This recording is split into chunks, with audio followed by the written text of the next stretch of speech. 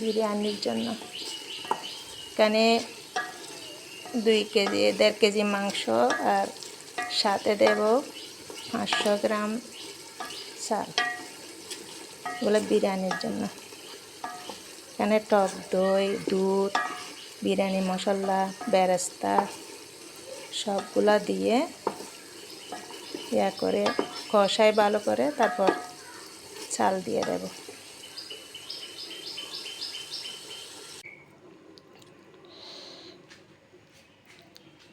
সব শেষে খেরোর জল আর বেরেস্তা সব কিছু দিয়ে ভাত একদম ফুটিয়ে আসছে।